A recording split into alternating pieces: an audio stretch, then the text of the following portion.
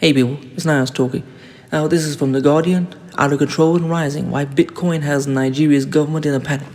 As leaders around the world grapple with cryptocurrencies, what happened when the African country tried to ban them? When the Nigerian government suddenly banned access to foreign exchange for textile import companies in March 2019, Moses Awa struck. His business, importing woven shoes from Guangzhou, China, to sell in the northern city of Kano and his home state of Abia further south, have been suffering along with the country's economy. The ban threatened to tip it over the edge. It was a serious crisis. I had to act fast, Awa says. He turned to his younger brother Osi, who had begun trading bitcoins. He was just accumulating crypto, saying that at some point years down the line it could be a great investment. When the forex ban happened, he showed me how much I needed it too. I could pay my suppliers in bitcoins if they accepted, and they did.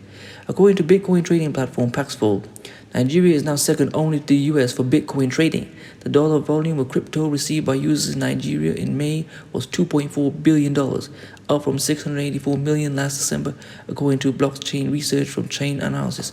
And the true scale of crypto flows through Africa's largest economy is likely to be much larger, with many trades untraceable by analysts. An array of factors from political repression to currency controls and rampant inflation have fueled the stunning rise of cryptocurrencies in Nigeria. In February, the government took fright and banned cryptocurrency transactions through licensed banks.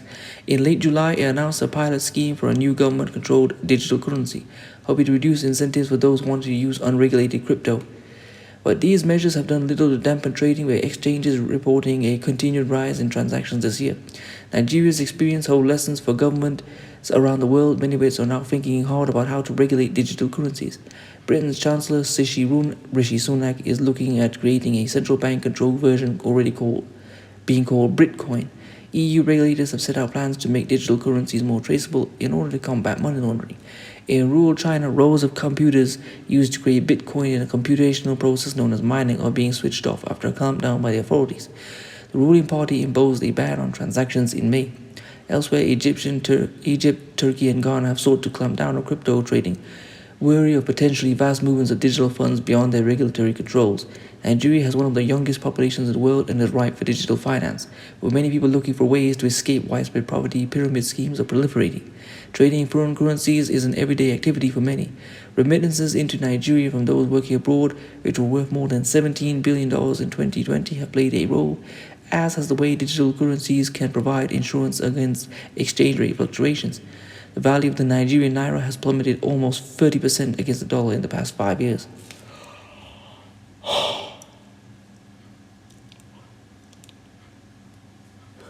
Sorry if I was a bit tired. There are political factors too.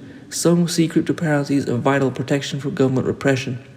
Last October, Nigeria was rocked by the largest protests in decades, as many thousands marched against police brutality and the infamous SARS police unit. The EndSARS protests saw abuses by security forces who beat demonstrators and used water cannon and tear gas on them. More than 50 protesters were killed, at least 12 of them shot dead at the Lekki toll gate in Lagos on 20th October. The clampdown was financial too. Civil society organizations, protest groups, and individuals in favor of demonstrations who were raising funds to free protesters or supply demonstrators with first aid and food had their bank accounts suddenly suspended. Feminist Coalition, a collective of 13 young women founded during the demonstrations, came to national attention as they raised funds for protest groups and supported demonstration efforts. When the women's accounts were also suspended, the group began taking Bitcoin donations, eventually raising $150,000 for its fighting fund for cryptocurrency. Jack Dorsey, the founder of Twitter and prominent advocate of cryptocurrencies, reshared the Femco Bitcoin donation page, further drawing the ire of the Nigerian government, which has last month suspended Twitter in Nigeria. The sight of young people openly critical of government figures easily maneuvering around restrictions shocked the country's political class, according to Adewunmi Emeruwa, founder of Gatefield, a public policy organization which gave grants to journalists covering the protests. I think that EndSARS is like the key catalyst for some of these decisions the government is making. He said it caused fear. They saw, for example, that people could decide to bypass government structures and institutions to mobilize. It sent shock waves, and those shock waves have continued. During the protests, Gatefield's bank accounts were suspended until a court found the suspension unmerited and ordered they be reopened earlier this year. The episode reinforced the need many Nigerians felt to ensure themselves against sudden moves by the authorities. Many organizations now keep some of their finances in cryptocurrencies, speaking anonymously to avoid reprisals from the authorities. A leading figure A leading figure in one civil society organization, whose accounts were also briefly suspended last October, said digital currencies were now key insurance against hostile interventions. We keep some securities in crypto, not too much, but enough, sort of as an insurance policy, they said. When the ban happened, we were thankfully able to pay salaries. This way, in a situation like that, we'll have a way to keep paying our staff. In February, the Central Bank of Nigeria responded by telling banks to close the accounts of all customers using cryptocurrencies. Financial institutions would have to identify persons and/or entities making transactions in crypto or face sanctions. The ban was at first a blow to an emergency industry of cryptocurrency brokers who relied on commercial banks to facilitate transactions between sellers and buyers. However, many customers found workarounds, said Marius Rates, African General Manager at Luno, a cryptocurrency trading platform. A lot of trading activity has now been pushed underground, which means many Nigerians are depending on less secure, less transparent over-the-counter channels, as well as Telegram and WhatsApp groups where people trade directly with each other, Rate said. The ban has made cryptocurrency trading harder to monitor and less safe. This also means regulators now have a reduced level of visibility and control of the market. Unfortunately, this can expose consumers to a higher risk of being defrauded. Platforms have also adjusted by continuing to facilitate transactions as long as the currency being traded is not declared as a cryptocurrency. While some platforms experience a hit in trades, for others, the clampdown has increased demand for cryptocurrencies, not dampened it. In the first 5 months of 2021, according to Helsinki-based platform Local Bitcoins, Nigerians traded 50% more than in the same period last year. Nigeria's government response to cryptocurrencies has in fact been inconsistent. According to the February curves, the governor of the central bank, Godwin Emefiele, told the Senate committee that cryptocurrency was not legitimate money. At the same time, Vice President Yemi Osinbajo publicly rebuked the move. Rather than adopt a policy that prohibits cryptocurrency operations in the Nigerian banking sector, we must act with knowledge and not fear, he said, calling for a robust regulatory regime that is thoughtful and knowledge-based. Another Nigerian government agency, the Securities and Exchange Commission, has been more open to creating a more regulated environment for cryptocurrency transactions. The reality that cryptocurrencies cannot effectively be stopped had gradually dawned on the government, said the operator of one Nigerian crypto trading platform, speaking anonymously after being targeted by the authorities. They know they can't really stop it, it's out of their control, and what scares them is they are not used to being in this position. Bitcoin, the pros and cons. Bitcoin was the first cryptocurrency created in 2009 and remains the most widely known and valuable.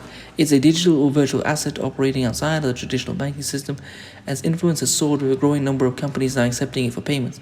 Each Bitcoin is essentially a digital token containing a secret key that proves to anyone in the network who it belongs to. Effectively, each Bitcoin is a collective agreement of every other computer on the Bitcoin network that the token is real, created by a Bitcoin miner and then acquired through a series of legitimate transactions. Each time Bitcoins are spent, it becomes known to the entire network that their ownership has been transferred. Every transaction is stored in a lasting public record called a blockchain, which underpins the entire system, making it possible to trace a coin's history and preventing people from spending coins they do not own. For Bitcoin's many advocates, there are several advantages to the virtual system, from the way the blockchain can be used to track things other than simple money, to support for smart contracts which execute automatically when certain conditions are met. But Bitcoin's biggest advantage is that it's decentralized and so extremely resistant to censorship or regulatory control by a single entity.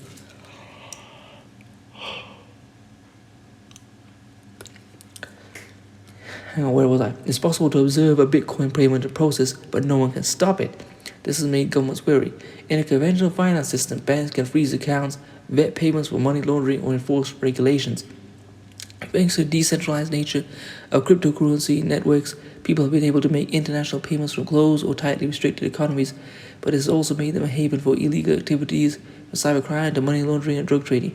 Another concern about Bitcoins is that they damage the environment. Bitcoin mining, the process in which a Bitcoin is awarded to a computer that solves a complex series of algorithms, consumes vast amounts of energy. Miners set up large computer rigs to maximize the chances of being awarded Bitcoins. The carbon footprint of this mining is now similar to Chile's, according to Cambridge Bitcoin Electricity Consumption Index, a tool from Cambridge University that measures the currency's energy usage. Advantages of Bitcoin say the mining is increasingly being done with electricity from new renewable resources, and while the amount of energy consumed by Bitcoin has dropped significantly this year, concerns remain. Environmentalists argue that miners tend to set up wherever electricity is cheapest, which may be in place of coal-generated power. Anyway, I hope you've enjoyed this. Please comment, rate, share, and subscribe. I'm going to leave this article in the description. Peace.